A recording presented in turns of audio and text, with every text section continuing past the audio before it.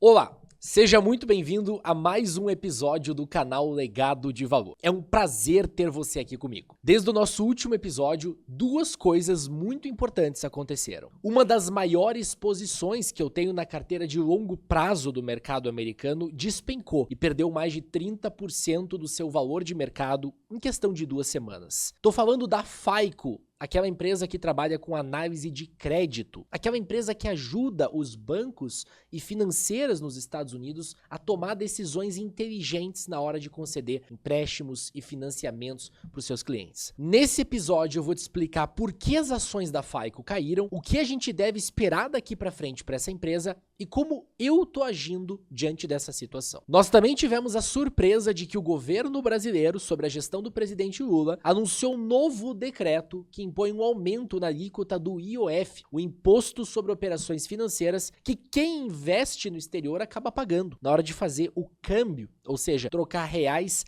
por dólares na remessa para fora. Nesse episódio eu vou te explicar o que mudou e se ainda vale a pena continuar investindo lá fora. Então vamos lá, porque como você pode ver, a gente tem muito o que conversar em mais um episódio aqui do canal Legado de Valor. Só antes da gente começar, deixa eu me apresentar, principalmente se você é novo aqui no canal e ainda não me conhece. Meu nome é Felipe Dabu e este canal nasceu com um propósito muito claro: documentar toda a minha jornada de construção de patrimônio, investindo nas melhores empresas do mundo e no mercado mais promissor do mundo para construir riqueza no longo prazo, o mercado americano. Esse projeto teve início em abril de 2022, quando eu fiz o primeiro aporte no que viria a ser a minha carteira internacional. Desde então, todos os meses eu busco comprar novas ações, seguindo uma estratégia muito bem traçada. Quando eu abri este canal no YouTube, em 2024, eu achei que seria legal produzir conteúdo detalhando todo o processo com o objetivo de inspirar investidores que, assim como eu, também querem investir lá fora, mas ficam com dúvidas em como começar. A minha filosofia de investimentos é muito simples. Eu invisto nas melhores empresas do planeta, aquelas com longo histórico de crescimento da receita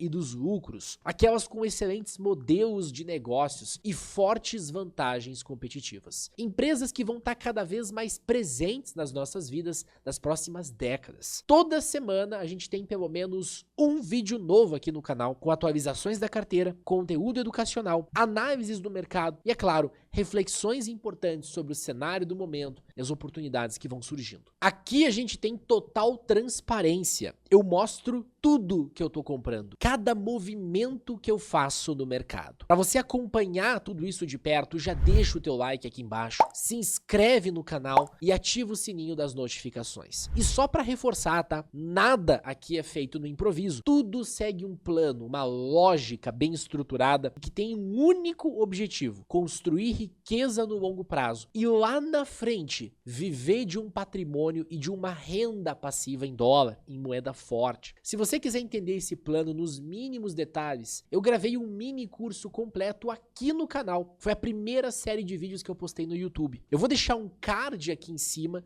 e o link na descrição para você acessar. Agora que você já me conhece, vamos para o conteúdo do vídeo em si. Há 1 ano e meio atrás, eu comecei a investir numa empresa que pouca gente conhece dentro do mercado americano. Convenhamos, a FICO não é igual a Apple, a Google, a Microsoft e a Amazon, que praticamente todo investidor conhece. Ela é uma empresa fora do radar, principalmente para investidores brasileiros que pretendem colocar o seu dinheiro no exterior. Mas eu sou um cara muito curioso e o meu passatempo nos dias que eu não tô me matando de trabalhar é ficar estudando as mais diversas empresas que estão listadas nos Estados Unidos. Um belo dia, eu me deparo com a FICO, também conhecida como Fair Isaac Corporation. Me chamou a atenção o quanto a empresa subiu nos últimos 10 anos, mais de 1.800%. E mais do que o tamanho da valorização, o que me despertou curiosidade foi a constância no qual essas ações subiram. Praticamente em linha reta, sem recuos muito agudos.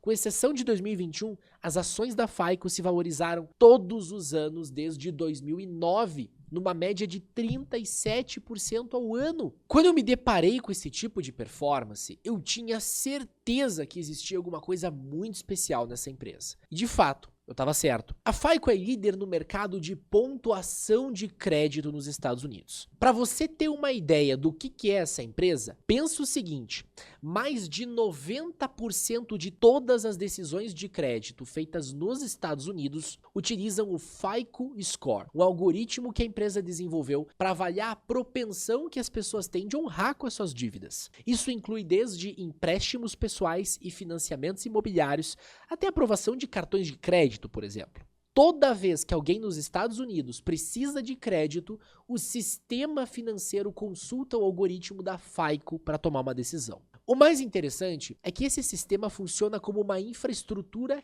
crítica para o mercado financeiro americano. Algo que os bancos e financeiras não conseguem replicar por conta própria e acabam possuindo uma dependência gigantesca da FICO. Isso dá à empresa a capacidade de elevar os seus preços de forma assustadora. Só nos últimos 3 anos, a FICO mais do que dobrou o valor cobrado pelo acesso ao seu score, sem perder nenhum cliente. Enquanto outras empresas de tecnologia brigam por preço e margem, a FICO simplesmente aumenta os valores dos seus serviços e melhora sua rentabilidade ano após ano. Só para você ter uma ideia, o retorno sobre o capital empregado da FICO atingiu 56% no ano passado. Isso significa que, na prática, para cada dólar que a FICO investe no próprio negócio, ela consegue gerar 56 centavos de lucro líquido. Um resultado excepcional. Mas não para por aí. A FICO também oferece outros tipos de serviços para os bancos, seguradoras e até varejistas. Através dos seus próprios softwares por assinatura,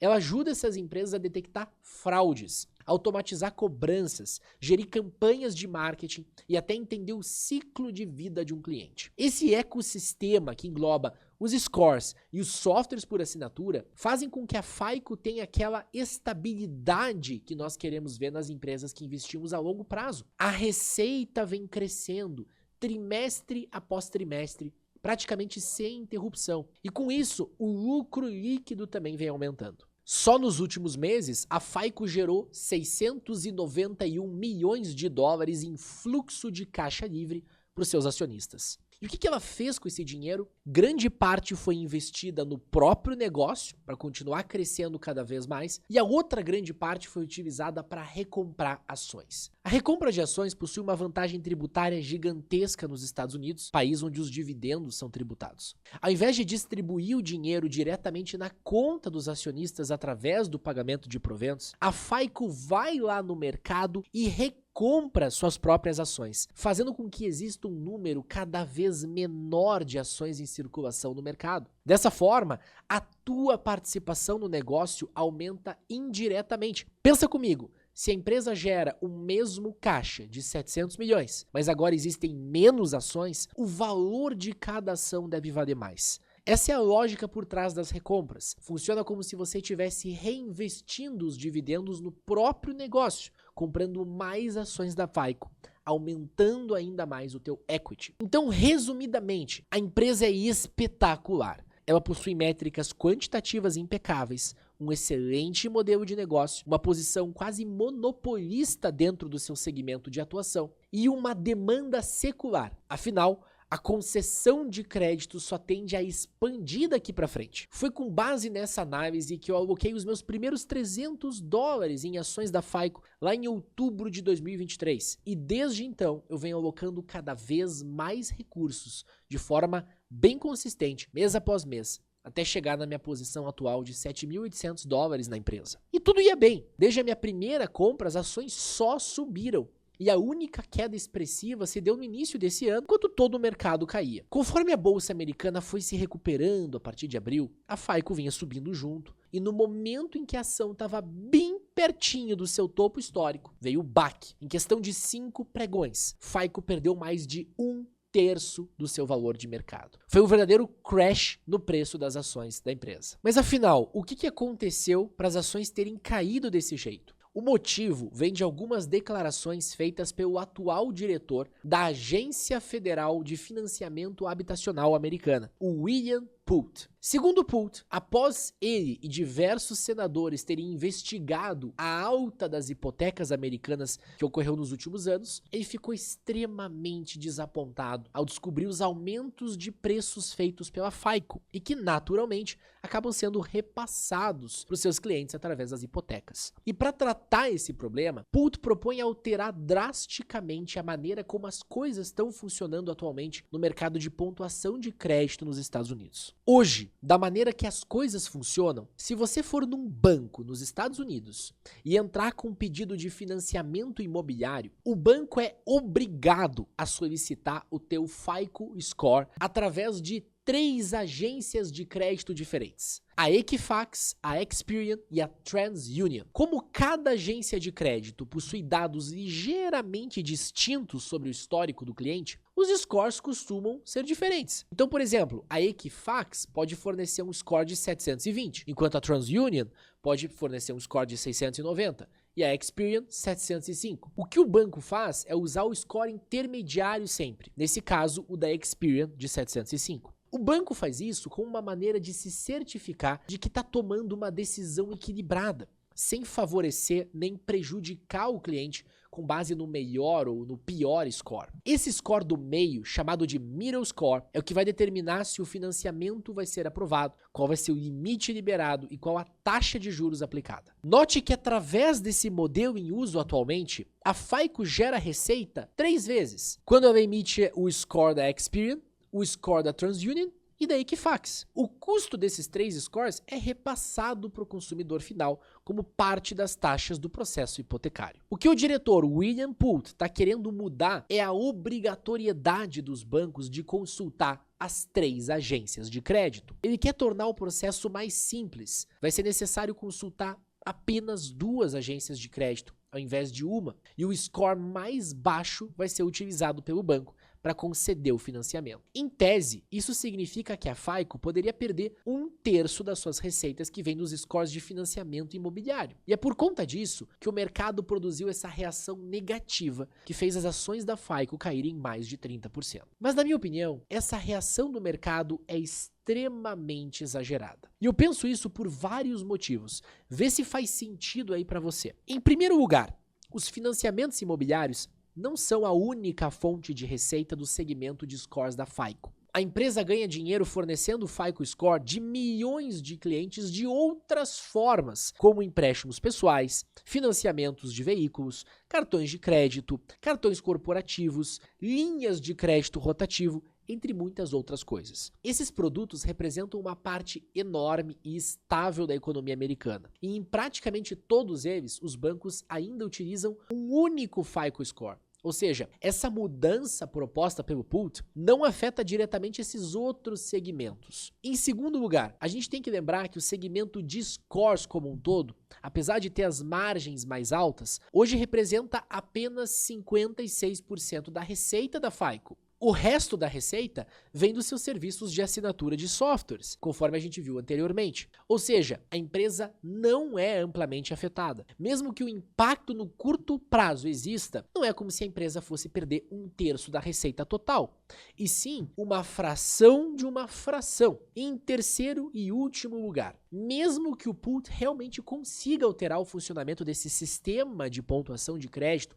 que hoje é constituído por essas 3 agências de crédito, a sua proposta não consiste em obrigar os bancos a utilizarem apenas 2 agências, mas tornar a decisão opcional. Os bancos e financeiras que quiserem continuar usando 3 FICO Scores vão poder fazer isso sem nenhum problema. E aí eu te pergunto, de verdade, o que você acha que os bancos vão fazer? Me parece óbvio que muitos deles vão continuar usando scores de 3 agências de crédito, até por conta da sua própria segurança. Na cabeça do banco, que está emprestando centenas de milhares de dólares numa hipoteca de 30 anos, vale mais a pena errar por excesso de informação do que por falta. Sem contar que o banco já está acostumado a operar com o middle score e tem todo o sistema já integrado com as 3 agências. Minha conclusão é que, mais uma vez, o mercado ligou o modo pânico e se mostrou irracional. Exagerou na maneira como puniu as ações de uma das melhores empresas do mundo.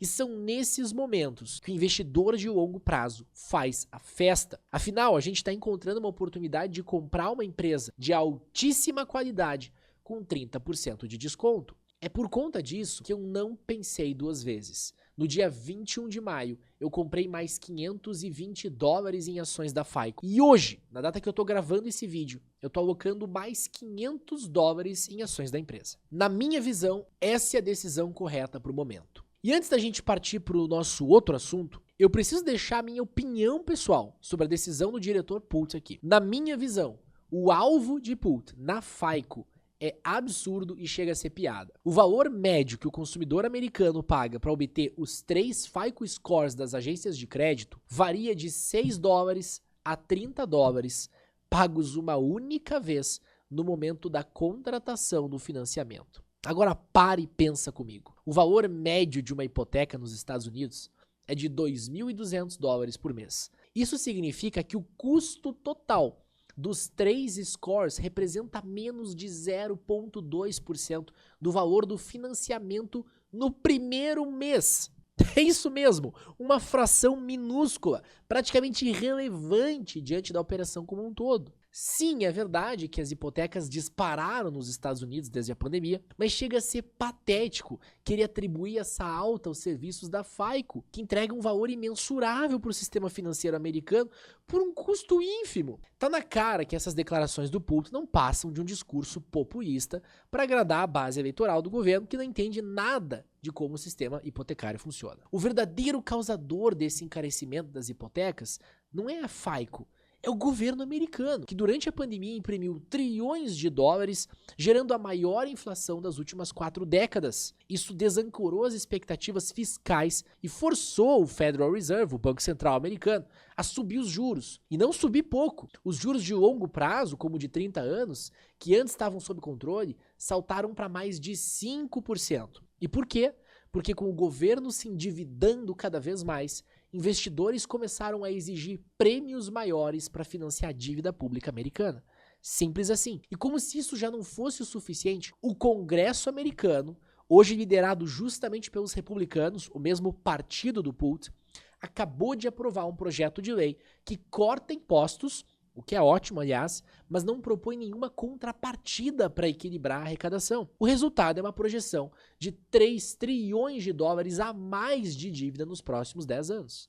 É uma palhaçada. E aí, ao invés de enfrentarem o verdadeiro problema, o rombo fiscal, o desequilíbrio estrutural das contas públicas e a impressão desenfreada de dinheiro, os caras preferem colocar a culpa numa empresa privada, eficiente, lucrativa, que faz exatamente o que se espera dela, entregar previsibilidade e segurança para o sistema hipotecário. Eu sempre me pergunto, até quando os políticos, de qualquer partido, vão insistir que a solução é mais governo, mais intervenção, mais regra estúpida, sendo que a resposta para todos os problemas econômicos que o mundo enfrenta hoje é justamente o oposto. Menos governo, mais liberdade econômica, menos regulações estúpidas. E falando de estupidez, vamos ao nosso próximo tema. O governo brasileiro decidiu, por meio de um decreto publicado de última hora, sem aviso prévio, num dia completamente aleatório, reformar de forma radical as alíquotas do IOF, o Imposto sobre Operações Financeiras,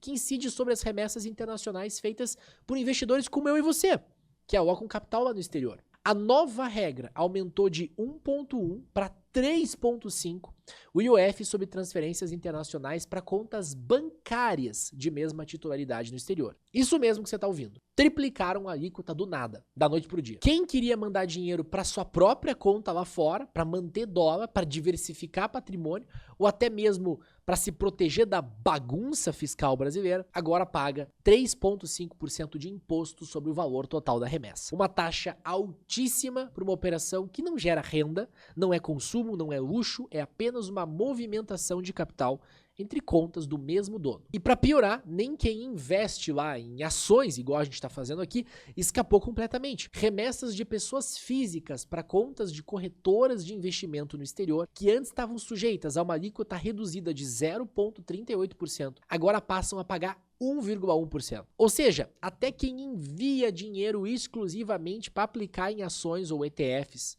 algo que ajuda a poupança nacional, foi penalizado com o aumento de imposto de quase 3 vezes. E qual que foi a justificativa? Segundo o Ministério da Fazenda, seria uma medida de ajuste fiscal para compensar a queda de arrecadação, além de padronizar as alíquotas de IOF entre diferentes operações. Mas sejamos sinceros, isso é controle de capitais disfarçado de política fiscal. O objetivo é dificultar o envio de dinheiro para fora do país, criando atrito para desestimular a saída de recursos. O próprio ministro Haddad já admitiu isso. Só que o câmbio é só a ponta do iceberg. O mesmo pacote inclui o aumento do IOF sobre operações de crédito, inclusive para empresas. E isso num país onde o crédito já é um dos mais caros do mundo. Isso significa que pegar empréstimo, fazer capital de giro, antecipar recebíveis, tudo fica mais caro. E quem paga essa conta? A pequena e a média empresa.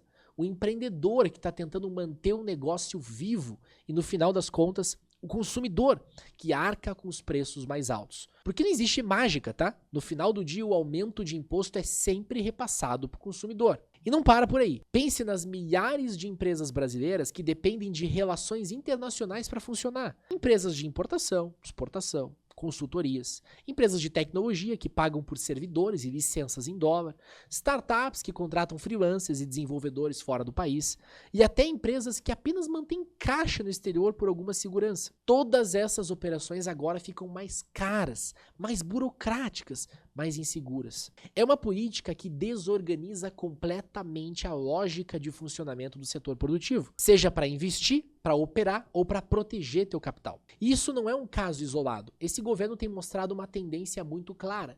Sempre que surge um problema fiscal, a resposta é aumentar imposto. Basta olhar os últimos meses. Tentativa de tributar fundos exclusivos, offshores, agora IOF, e já se fala em rever a tributação de dividendos de novo. A lógica é simples, o buraco cresce do lado da despesa. E o governo vai lá e tenta tapar com o nosso dinheiro, como se a sociedade fosse um poço sem fundo. E a hipocrisia é gritante. O mesmo governo que triplica impostos sobre quem investe no exterior ou quem toma crédito, está ao mesmo tempo aprovando aumento de salário de servidor federal, expandindo Bolsa Família, ampliando emendas parlamentares e lançando o novo PAC com promessa de trilhões em obras públicas. Ou seja, não se trata da falta de dinheiro, é excesso de gasto. Em vez de cortar o que é supérfluo, escolhem o caminho mais fácil. Punir quem trabalha, quem produz, quem investe. Como dizia o ilustre Roberto Campos, a cura da pobreza está no respeito ao criador da riqueza. Mas aqui no Brasil, o criador da riqueza é tratado como vilão. E depois ainda se perguntam por que o capital vai embora, por que o país continua sem se desenvolver, por que a nossa produtividade está estagnada há 20 anos e o nosso PIB estagnado há 10 anos. Eu acho impressionante como o nosso país está sendo tão mal administrado. A gente está indo na contramão de tudo que realmente funciona, de tudo que poderia nos colocar numa trajetória de desenvolvimento. Me dá uma dor no coração, porque eu realmente amo o nosso país e acho que ele tem um tremendo potencial. Mas se eu ainda acreditasse que tem solução, eu não teria tomado a decisão de investir a longo prazo exclusivamente nos Estados Unidos há muito tempo. Essa medida do governo deveria servir como um alerta definitivo para você que ainda tem 100% do teu patrimônio preso no Brasil. Enquanto o governo gasta cada vez mais, quem paga a conta é você. Cada real que você deixa aqui está sujeito a esse tipo de abuso, seja por inflação, por taxação surpresa ou por regras que mudam sem aviso prévio. Investir no exterior não é mais uma opção. Na minha visão, é uma forma de proteção, de autodefesa patrimonial. Mesmo com todos os problemas fiscais que os Estados Unidos enfrentam, eles ainda têm o dólar, a moeda global. Tem instituições sólidas, tem empresas que operam no mundo todo, tem um mercado de capitais que funciona, que é bem quisto e que valoriza quem investe com consistência. Os Estados Unidos possuem uma cultura de valorizar o cara que inova, que gera emprego, que ganha dinheiro e leva a sociedade para frente. Já foi muito melhor, sem dúvida alguma, mas essa cultura permanece viva dentro do país. Aliás, cultura é uma coisa que fica enraizada profundamente na sociedade. Um dos problemas mais graves do nosso país, na minha humilde opinião, Essa nossa cultura do coitadismo, do vitimismo, do coitado do pobre contra o rico opressor, como se criar riqueza fosse algo errado. Aqui, quem tenta crescer é taxado, regulado, desacreditado. Se tiver algum sucesso, vira alvo do governo, da mídia e de boa parte da opinião pública. A mensagem que o Brasil passa é clara: não crie, não inove, não enriqueça, ou a gente vai te punir. Bom mesmo é viver de assistencialismo, é depender de político para ter alguma coisa, é se contentar com migalha em troca de voto. Essa é a cultura que vem sendo alimentada há décadas, uma cultura que não liberta ninguém, só mantém todo mundo no cabresto, dependente de quem está no poder. E isso é conveniente para eles, né? Porque enquanto a população estiver ocupada sobrevivendo com o mínimo, ninguém tem tempo, energia ou recurso para questionar os verdadeiros privilégios, os dos políticos, dos altos cargos do funcionalismo, das estatais inchadas e dos esquemas que drenam bilhões sem gerar um centavo de valor real para o país. Bom, peço desculpas pelo meu desabafo nesse vídeo, mas tudo isso que vem acontecendo é realmente revoltante. Da maneira que eu enxergo, tirar o dinheiro do Brasil e alocar no exterior hoje é um ato racional, é salvar teu patrimônio. Não dá para ficar à mercê de um governo que acorda numa quinta-feira e decide por decreto que você agora tem que pagar o triplo de imposto para acessar o teu próprio dinheiro lá fora. É inaceitável e, infelizmente, esse é o tipo de coisa que ainda vai acontecer muito se a sociedade continuar aceitando passivamente esse tipo de medida. Bom, hoje nós ficamos por aqui. Se esse episódio fez sentido pra você, já deixa o teu like aqui embaixo, se inscreve no canal, compartilha esse conteúdo com alguém que também quer investir no exterior. Muito obrigado por me acompanhar até aqui. A gente se vê no próximo episódio do Legado de Valor. Até mais.